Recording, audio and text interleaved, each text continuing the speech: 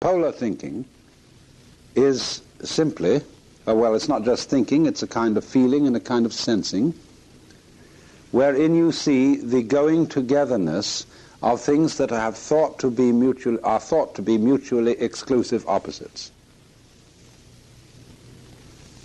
In other words, you wouldn't know you were right unless somebody else was wrong. Normally we think then the right and the wrong are mutually exclusive.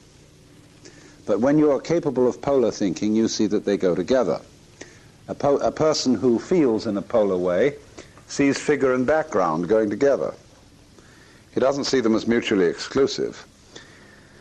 Now then, you see, when I was explaining the Jiji Muge, the fourth Dharma world, or the fourth way of looking at the universe, which is the culmination of the Kegon school, I was trying to show this point, that all events have a go-withness with each other in the same way as a figure and a background. So in order to get this point across, Huineng explained that when a person asks you a question about something sacred, you give him an answer in terms of something secular. When he asks you about something eternal, you give him an answer in terms of the temporal. When he asks you about something abstract, you give him an answer in terms of the concrete. And so the whole way down the line. So when you read your Zen stories, which are always this apparently delightful nonsense, somebody says, what is the fundamental meaning of Buddhism? And the answer is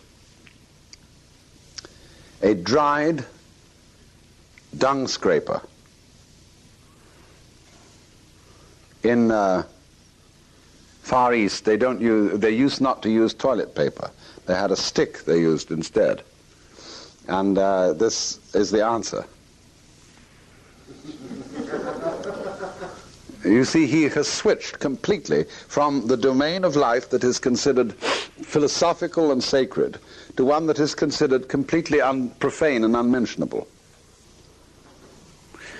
Then on other occasions, it goes the other way. A monk says to the master, they're engaged in cooking, they're peeling potatoes or something, and he says, pass me the knife. The master hands it to him blade first. And the monk says, please give me the other end. The master says, what would you do with the other end? And this immediately has a kind of metaphysical flavor to it. So that he jumps, you see, from the practical question to the metaphysical. But if you ask him the metaphysical, he will always answer in terms of the everyday. And the whole genius of Zen is really this, that it has got a way of religious life and a form of iconography, the form of which is secular. And it has created a whole school of poetry where the deep philosophical matters are never, never mentioned, except sometimes by way of making a joke. Because what Zen tries to do, ideally, is to be completely cool. To create the religion of no religion, so that you don't notice it's around unless you're in the know.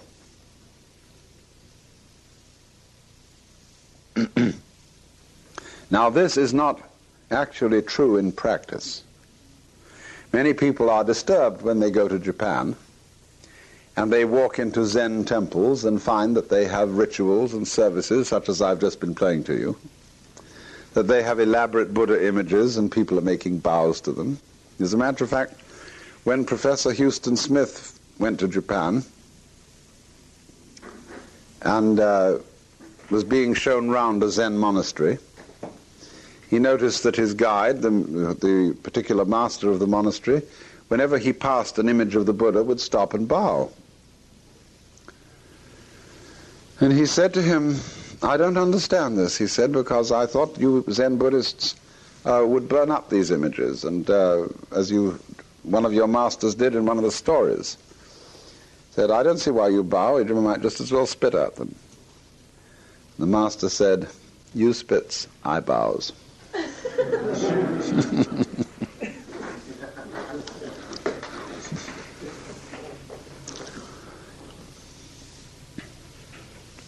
But you see, the thing about all this is about iconoclasm.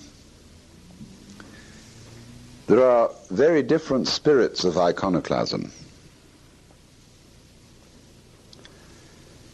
The Puritan iconoclasts who broke down all the images in the English churches hated the images. They thought they were evil and wrong, and so they smashed them ruthlessly. But when a chicken comes out of the eggshell is not something to be deplored. It's certainly something to be broken. But had the shell not existed, the chicken wouldn't have been protected. So in precisely the same way,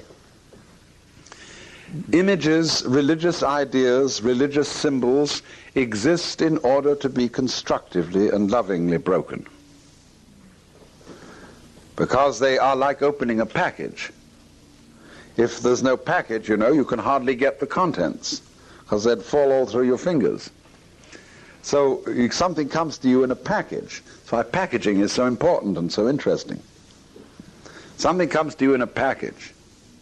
Well, it's like on Christmas Day. Here are all these gorgeous packages with colors and gold and everything, and very often the packages are much better than what's in them. But you then, or everybody proceeds to tear them apart and get what's inside. So from this point of view, the Zen Buddhists regard all ideas about Buddhism, about philosophy, about religion, and so on, as so much packaging. And in order to get at it, you have to get rid of the packaging. So what happens then? When we get to the state I was talking about this morning, where you abandon completely all belief, you abandon every sort of way of hanging on to life.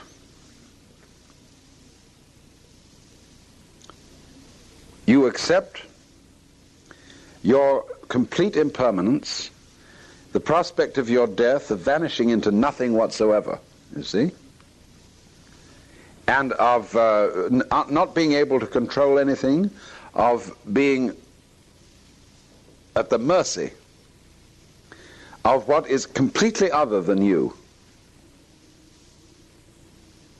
And you let go to that, you see. This means that you even get rid of any God whatsoever to do this fully. You don't have a thing left to cling to. So this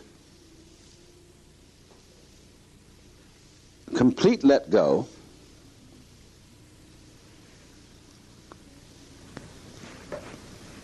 flips. And you discover, having made it, a new way of experiencing altogether, in which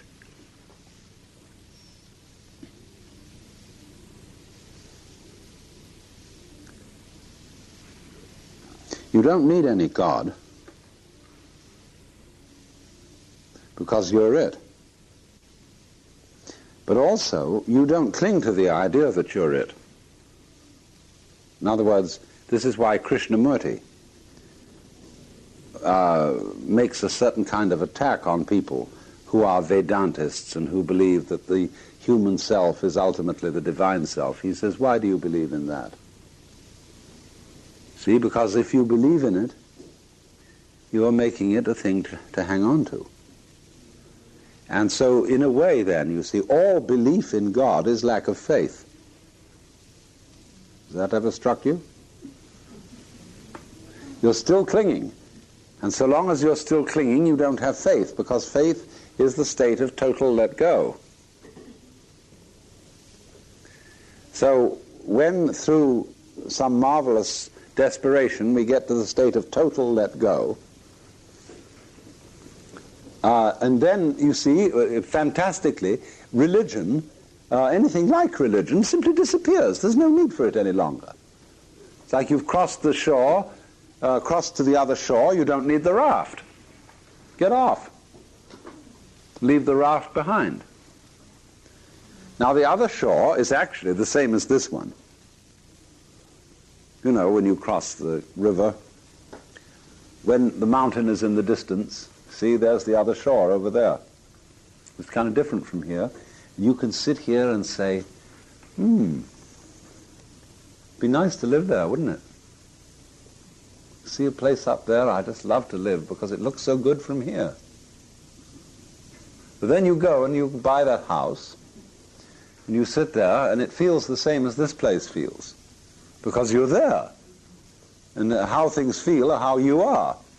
And you look back across here and say, gee, doesn't that look lovely?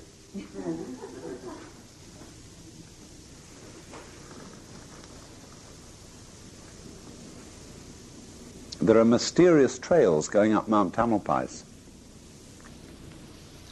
that look as if they led to that place that we were talking about this morning, the secret garden, which every child remembers. And they disappear through trees. And there's a kind of a mysterious little canyon when you can hear the sound of a waterfall, and you know somewhere in there is that garden. I know, as a matter of fact, where it is. There is one. But always when you follow the road right through, it leads back to San Rafael and its suburbs on the other side, you see.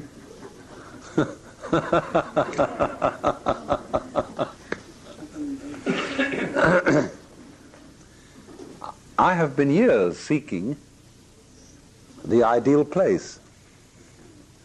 And I've come to the conclusion that the only way I can possibly find it is to be it.